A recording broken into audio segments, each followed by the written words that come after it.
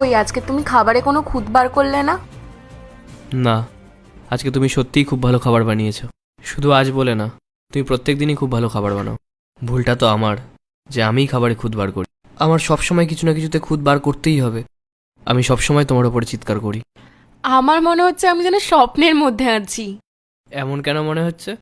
আজ তুমি খাবারে কোনো খুঁত বার করলে না, আমার উপর চিৎকার করলে না, আর আজ তোমাকে অনেক খুশি খুশিও দেখাচ্ছে।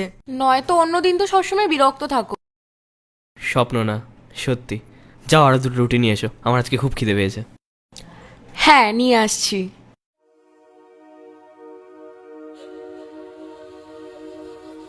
এইটা রেখে দাও। আজকে তোমার ঘুমানোর জন্য কোনো ওষুধের প্রয়োজন পড়বে না, তুমি এমনি ঘুমাবে।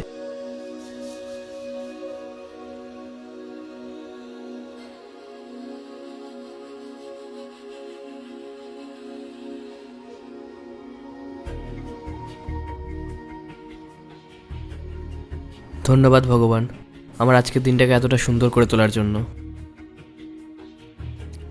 রাহুল, ওঠো। আজকে কি তুমি অফিস যাবে না? অ্যালার্ম বেজে বন্ধ হয়ে গেল, তুমি এখনো ওঠোনি।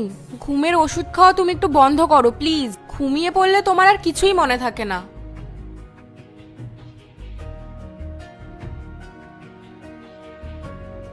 এই মেডিসিনগুলোর আর কোনো প্রয়োজন পড়বে না।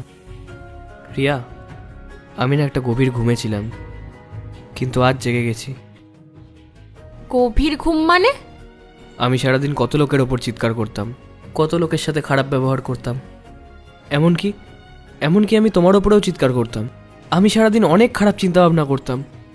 আমার মাঝে মাঝেই মনে হতো কেউ যেন আমাকে দেখছে। কিন্তু আজ আমি বুঝতে পারছি, ওই যে ভগবান আছেন না, উনি সব দেখতে পান। তাই আজকের পর থেকে আমি কারোর সাথে আর কোনো খারাপ ব্যবহার করব না। সবার সঙ্গে ভালোভাবে চলবো। এমনকি আমি তোমার সাথেও কখনো চিৎকার করে কথা বলবো না।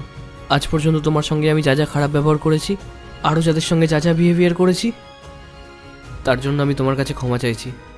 আজকের পর থেকে আমি আর কখনোই এরকম করব না। আর হ্যাঁ, আজকের পর থেকে আমি আমার ইনকামের একটা অংশ ভগবানের নামে রেখে দেবো। বাহ, এটা তো চমৎকার ঘটনা। এক রাতে এতটা বদলে গেলে? রাত্রে স্বপ্নে কি ভগবান এসেছিল? এইসব ছাড়ো, আমার অফিসের জন্য লেট হয়ে যাচ্ছে। তুমি যাও গিয়ে আমার খাবার রেডি করো, আমি এখনই আসছি।